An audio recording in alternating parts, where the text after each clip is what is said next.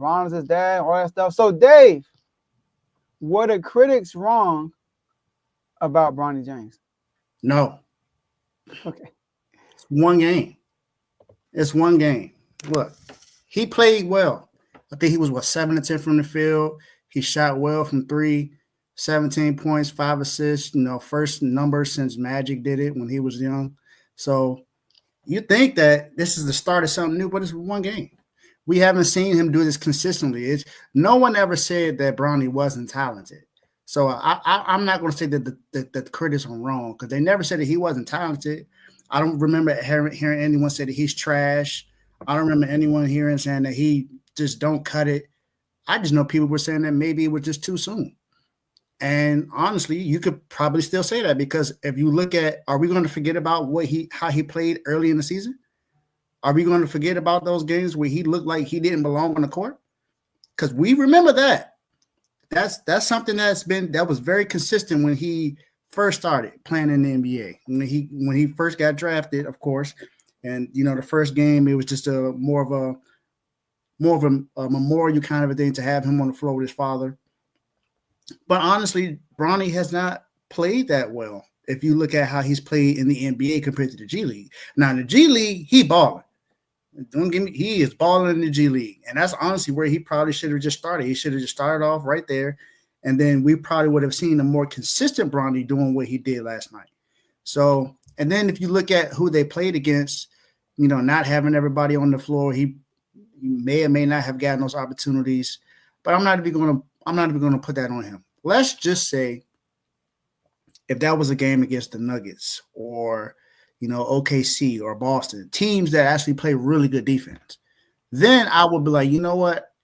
Maybe, just maybe they were wrong. Because, is Milwaukee known as a defensive team?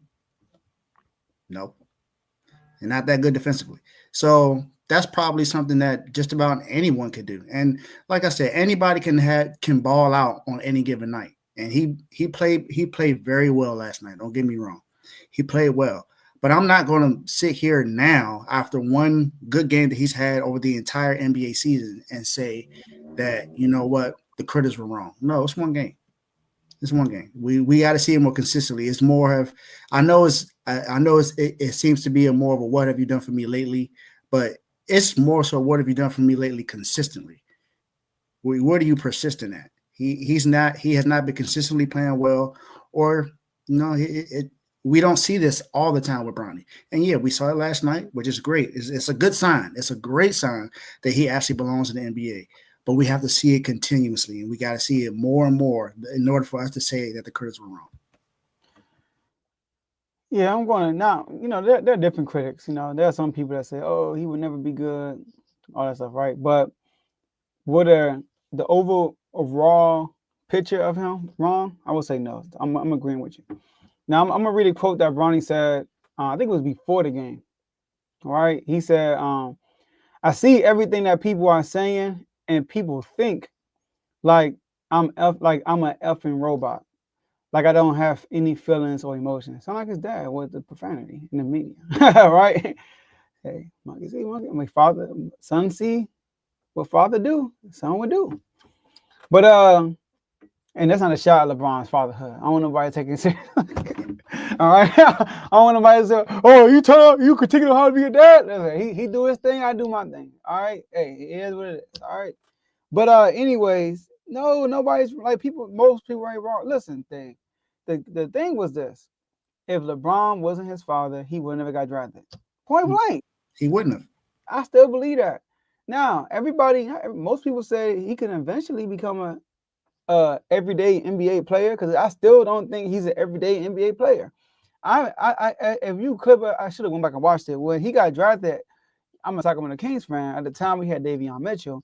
I said he could be somewhat like a Davion Mitchell, but Davion not as good defensively. But I'm talking about a pest defensively and a better shooter than Davion Mitchell, like a shooter and a pest. He can be something like that.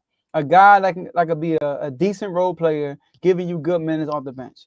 Do I see Bronny being like a star? I don't. I know JJ Redick said they see him being an above average player, which can happen because with the resources what his dad has and all that stuff, yes, he can get that. And also, he signed. I think he signed the highest contract for a second round pick in history. Right? You look at his contract. Normally, those guys got like a two-way contract. He had a full legit contract with the Lakers. So that's that. And the game last night, he played well. They lost by 19, but he played well. Played 30 minutes. He was 7 for 10 from the field. I mean, it's going to happen, right? You're going to have those type of games. I remember Mark Caspi went toe to toe with Steph Curry. But do I think that he could do that on a nightly basis? No. So I do think Bronny James will continue to get better because who his father is. His work, I'm assuming he has great work ethic because you already can see the growth from day one to right now. Right? He's shooting more with confidence. He's putting the ball on the floor and trying to score. Like he's attacking when he get his minutes. You know, even against Denver, he came in early in the game and he had a quick 5 points. You know what I mean? Like I was like, okay, so he's more confident, and I think he will be better. But like I said, I think he will be a decent role player and give you valuable minutes off the bench. That's what I think he'll be.